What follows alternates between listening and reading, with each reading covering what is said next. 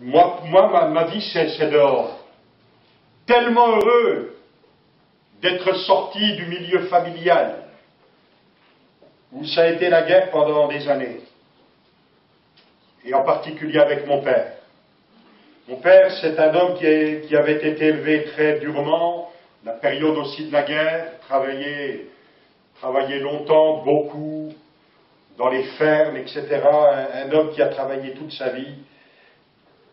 Et puis, quand il rentrait à la maison, eh bien, ma mère lui disait, 5 enfants à la maison, lui racontait nos affaires, nos histoires.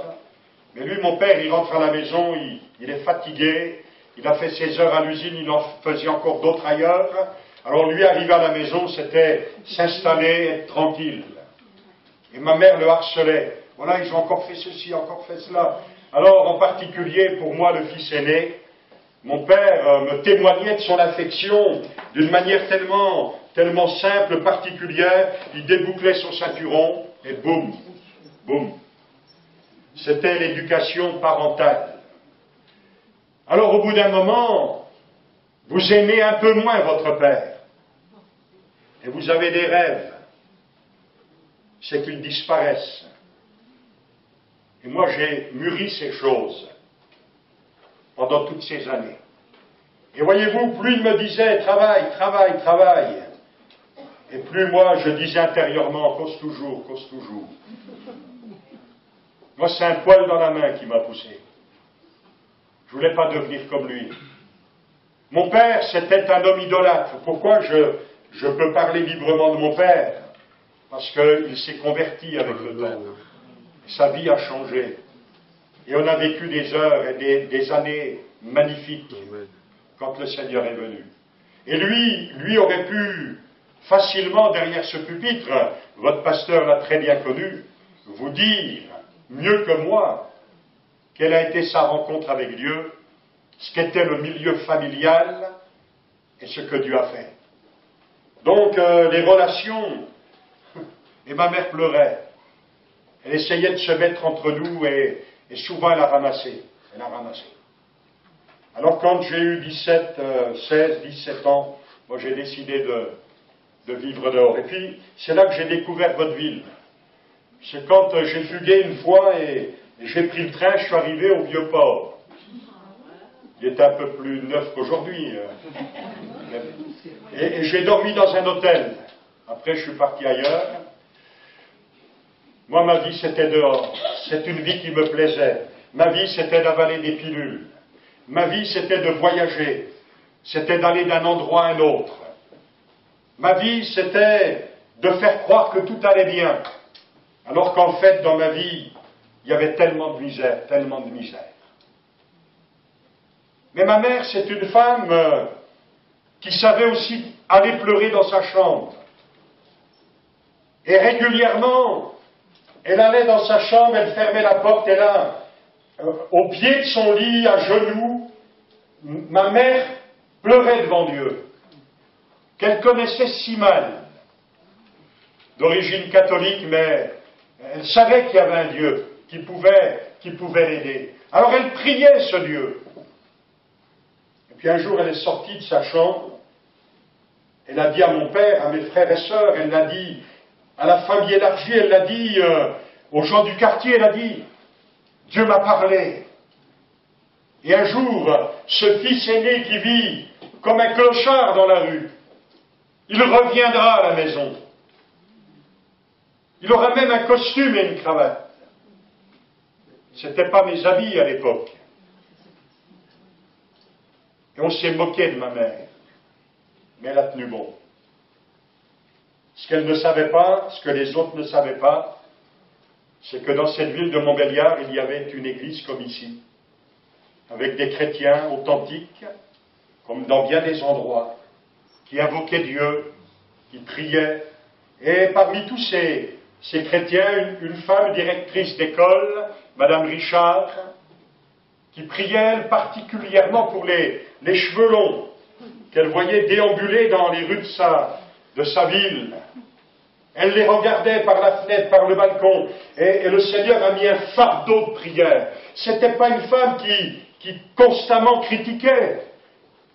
C'est facile de critiquer quand on fait rien. C'est vrai. Et les gens critiquent tout le temps, ils font jamais rien. Elle s'est mise à l'œuvre. Amen. Elle a prié longtemps.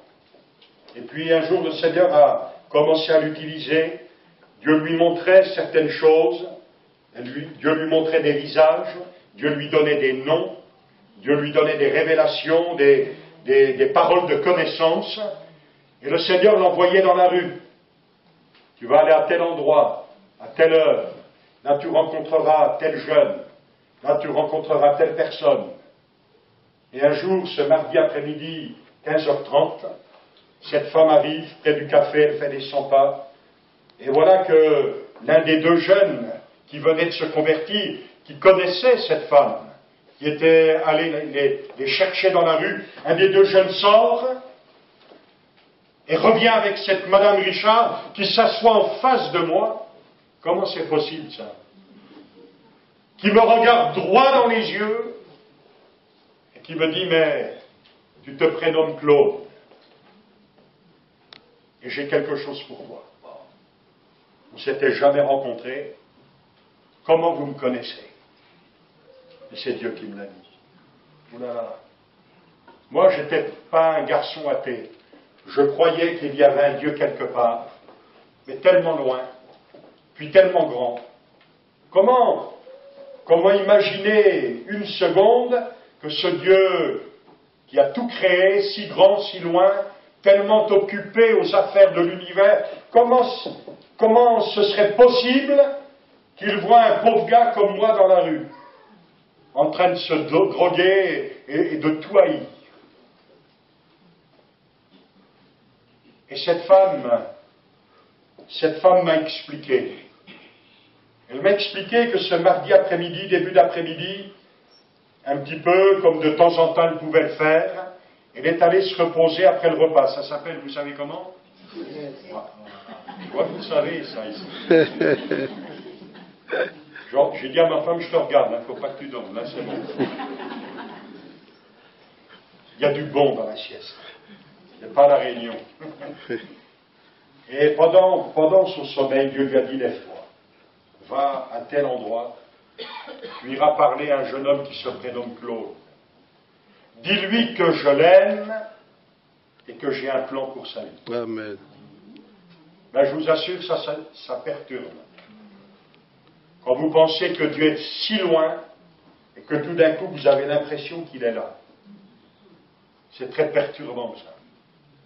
Oh, j'ai rien laissé paraître. C'est rentré là. Et cette dame m'a invité pour le lendemain soir à venir manger avec sa famille à la maison, son mari, sa fille. Ça, je disais toujours oui, moi. Casse-croûte, ok. Et je suis arrivé dans cette maison avec mes cheveux longs. Moi, je ne me lavais pas tous les jours. Coco Chanel, je ne savais pas ce que c'était.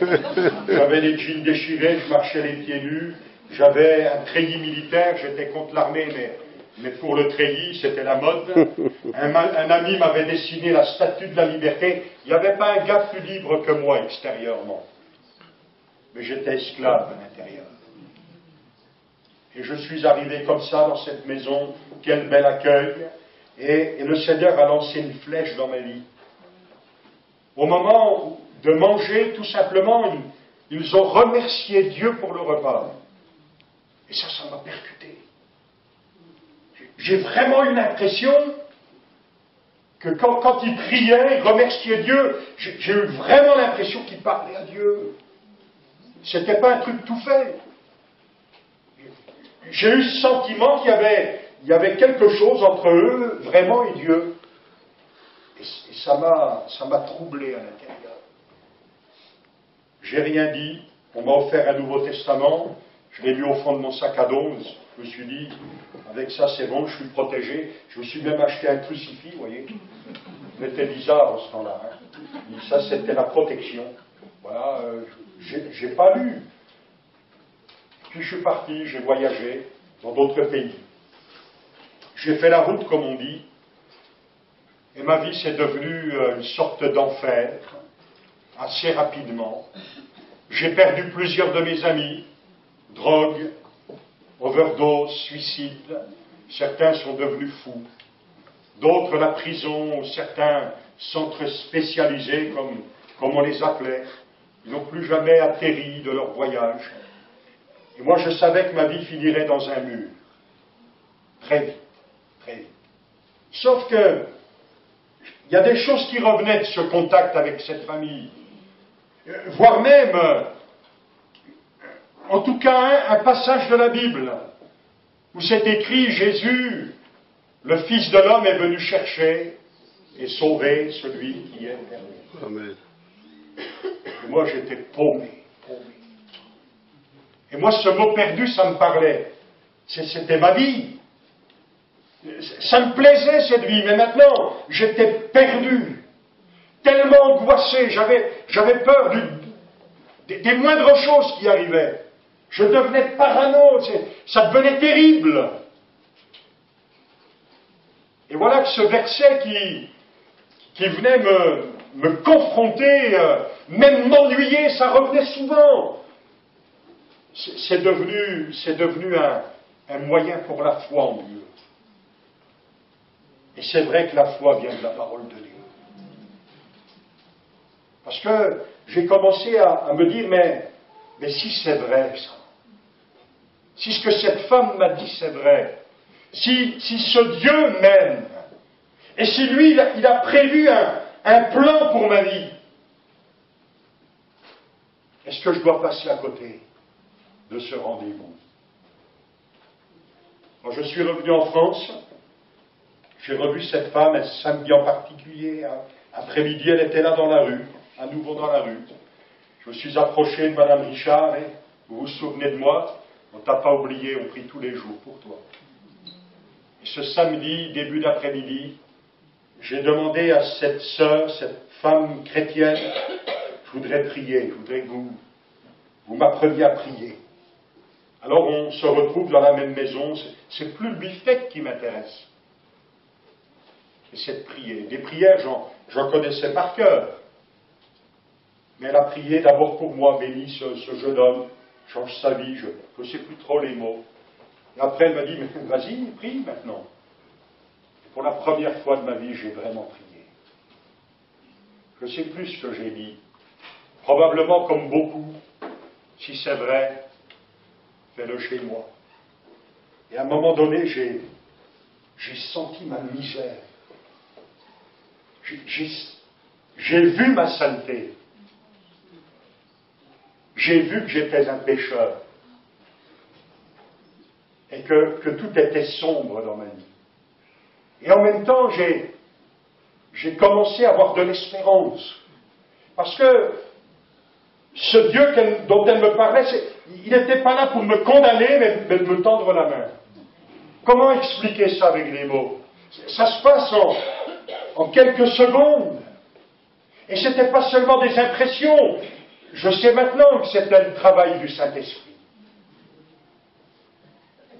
Et je suis sorti de cette maison comme quelqu'un de neuf, qui va commencer à marcher sur un chemin nouveau. Ça n'a pas été simple tout le temps, ça n'a pas été facile tout le temps. J'ai commencé à lire la Bible, j'y comprenais rien. J'allais dans cette église, oui, on prêchait des choses, j'avais du mal de saisir. Moi, j'avais vraiment l'esprit embrumé, vous savez, la drogue ou autre, ça vous enténèbre. Mais avec le temps, la lumière s'est faite.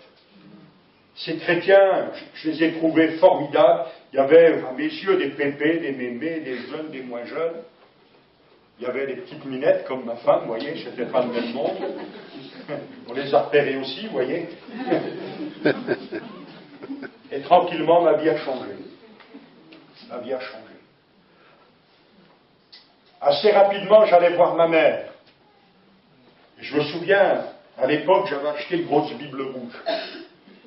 Je me disais, plus la Bible elle est grosse, et mieux ça marche. C'est bizarre, vous savez. Alors je venais avec ma grosse Bible rouge à la maison, je la posais sur la table et je guettais ma mère. Et ma mère, qui ne savait pas non plus ce que c'était qu'une Bible, elle a commencé à dire, mais où c'est qu'il met les pieds maintenant? Il nous aura vraiment tout fait, celui-là. Mais une maman intelligente. On est toujours les bébés pour notre maman, vous avez remarqué? Et ma mère, bien intelligente, elle est venue voir. Quand elle est venue, elle s'est assise. Je crois que c'était le jour de mon baptême. Et tout l'évangile est rentré dans sa vie. Amen. Et c'est devenu une disciple de Jésus. Elle s'est engagée avec le Maître. Et puis, quelque temps après, j'ai frappé à la porte de la maison, comme d'habitude.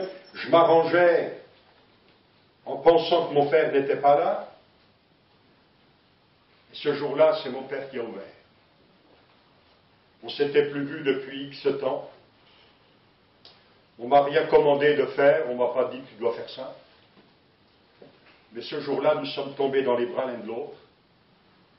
Nous nous sommes pardonnés et réconciliés. Amen. Ça n'a plus jamais été le même père et je n'ai plus jamais été le même fils. Je peux témoigner cet après-midi que Dieu a effacé des années de misère. Amen. En quelques secondes. Amen. Et personne d'autre n'aurait pu faire ça. Alléluia. Personne d'autre. Mon père est parti, ça fera bientôt 2 ans. Il est parti en paix avec Dieu. Amen. Ma mère est partie, ça fait pas tout à fait une année. Elle est partie comme une disciple de Jésus. Amen. Dieu a fait des choses extraordinaires.